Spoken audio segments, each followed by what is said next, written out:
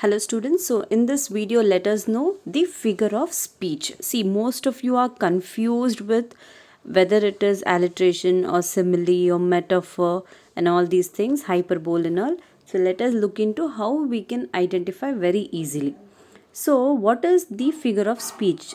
A figure of speech is a word or phrase that is used in a non-literal way to create an effect.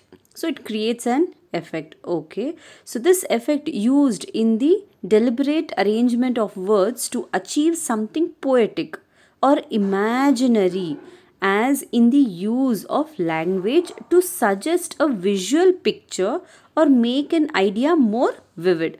So it is a poetic way of writing using the language so that you get a visual picture, of something, so which is very creative.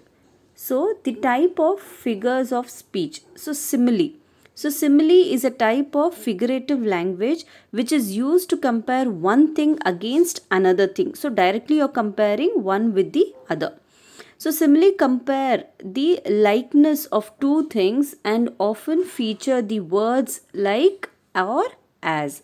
So for example, as strong as lion. Okay. So this is simile. Like and as is used to compare two things. So coming to metaphor. Metaphor is a phrase describing something as something is not in reality. See, in metaphor, it is not a reality. It's not true. It is used to compare two things symbolically or to describe something as something is not. For example, love is a battle life. See over here, two things which are not in reality are being symbolically compared and then the sentence is formed. So this is a metaphor. Coming to personification. Personification is a type of figurative language. It is used to give an item or an object a sense of being alive. See, the speaker will talk to the object as if it understands, as if it's alive. For example, why are you so heavy suitcase? See, can the suitcase can answer back to this question? No, not at all. But still, they make the object as if it's a alive thing and they start talking to it. So this is personification. So moving to symbolism. Symbolism is another form of figurative language which is used to express an abstract idea using an item of words. So for example, we had to put out a red alert.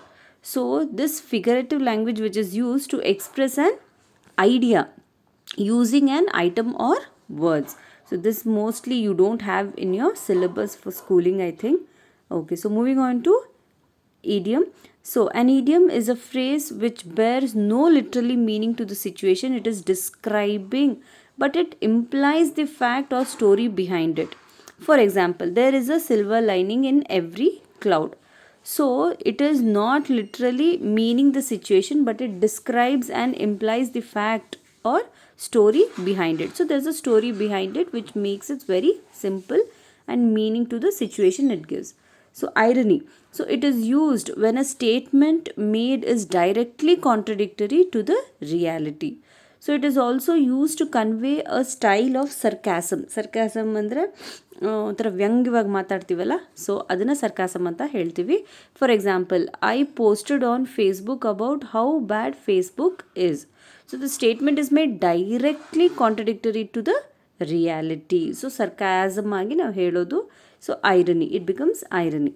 So paradox. So paradox is a word which contradicts itself. For example, deep down, Adam is really shallow. So it is really the opposite kind of way to explain things. Pun is a figure of speech. It uses a word to give a different sense to the sentence and add a double meaning. For example, an egg for breakfast is not easy to beat. So this mostly you don't have in your syllabus. So it gives a different sense to the sentence and adds a other meaning to the sentence itself. So these are the figure of speech.